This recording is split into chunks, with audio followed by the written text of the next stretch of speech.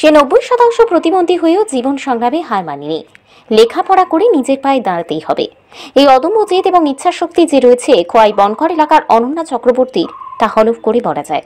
সে খোয়াইয়ের শ্রীনাথ বিদ্যা নিকেতনে পাঠরত। 90% প্রতিবন্ধী হয়েও 10টি বছর পড়াশোনা করে আজ সে জাম্বুরা উচ্চতর মাধ্যমিক বিদ্যালয়ে মাধ্যমিক পরীক্ষা দিতে গেছে। আজ ইংরেজি বিষয়ক পরীক্ষা। পড়াশোনার ক্ষেত্রে জীবনে স্কুলের শিক্ষকদের খুবই সহযোগিতা পেয়েছে বলে জানা গেছে।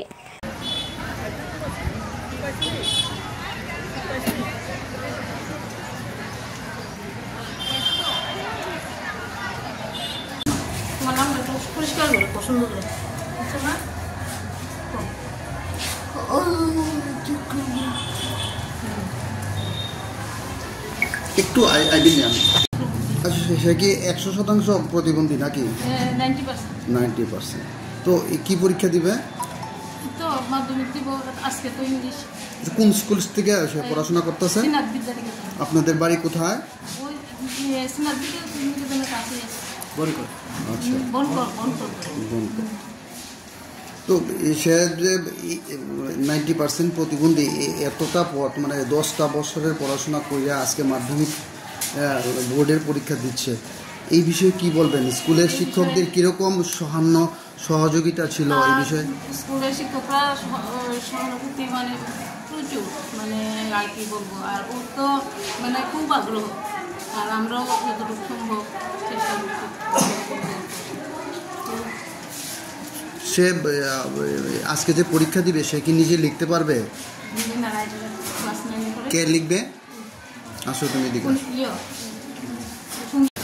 সঙ্গীতা, কোন স্কুলে পড়াশোনা করো তুমি? আচ্ছা, তুমি কি ওর হয়ে পরীক্ষা দেবে? অনন্যার হয়ে পরীক্ষা দেবে? আচ্ছা, তো তুমি কোন ক্লাসে পড়ো? 9। তো ওর ভাষা তুমি বুঝতে পারো? আচ্ছা, ও যা বলে সব কথা বুঝো? আচ্ছা আচ্ছা, তুমি ওই স্কুলে 9-এ পড়ো না? অনন্যা চক্রবর্তী নামে শ্রীনাথ বিদ্যা নিকেতনের একটি মেয়ে আপনাদের স্কুলে পরীক্ষা দিচ্ছে।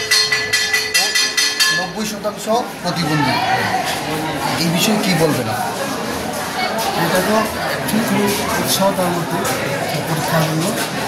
গার্জিয়ান স্কুলে বলেছেন আমরা যেভাবে চাইছিলাম সেভাবে আমরা সিট করে দিয়েছি। দেখা যাচ্ছে। আপনার নাম স্যার? আমার নাম অমল দে। আপনার মেয়ে অনন্যা চক্রবর্তী কোন স্কুলে পড়াশোনা করেছে?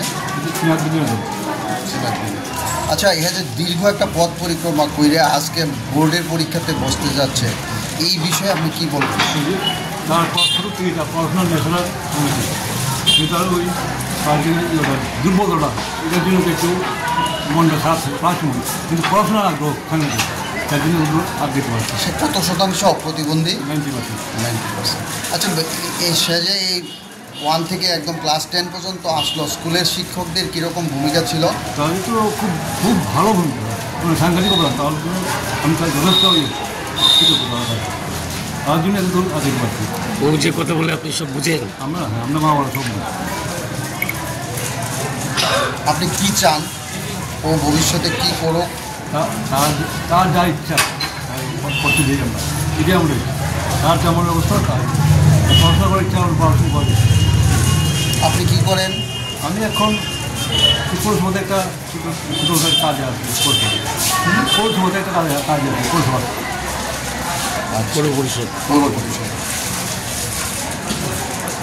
পায়নি? পায়, ভাতা পায়। কত টাকা পায় মাসে? 2000 টাকা। বলছি, এই যে অনন্যা চক্রবর্তী আজকে মাধ্যমিক পরীক্ষা দিচ্ছে আপনাদের স্কুল থেকে, তো কি বলবেন বিষয়টা নিয়ে? ও তো 90% প্রতিবন্ধী। ও যখন ক্লাস 6-এ অ্যাডমিশন হয়েছে তখন থেকে আমরা স্কুলের প্রতিনিধি পাঠিয়ে তার এক্সাম নেওয়া হয়।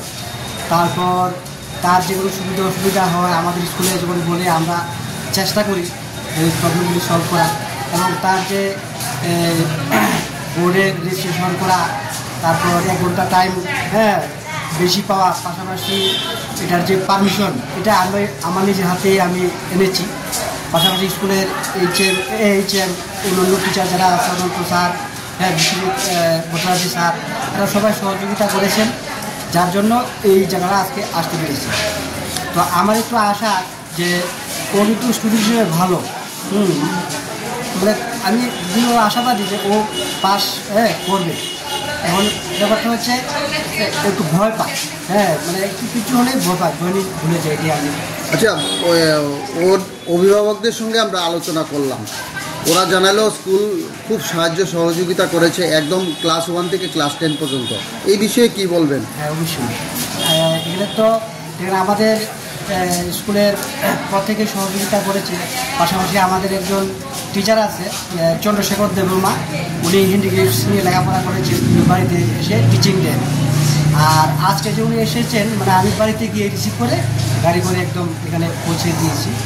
কারণ স্টুডেন্ট যেহেতু এমন একটা ডিসিবিলিটি আছে, আমাদের তো একটা দায়িত্ব ওর যাতে কোনো অসুবিধা না হয়। তো চেষ্টা করছি যাতে তাদেরকে সহযোগিতা করা যায়। তার এই অদম্য ইচ্ছাশক্তি অন্যান্যদেরকে যে প্রেরণা যোগাবে তা নিঃসন্দেহ। খোয়াই থেকে নিজস্ব প্রতিনিধির রিপোর্ট, ত্রিপুরা পাইওনিয়ার।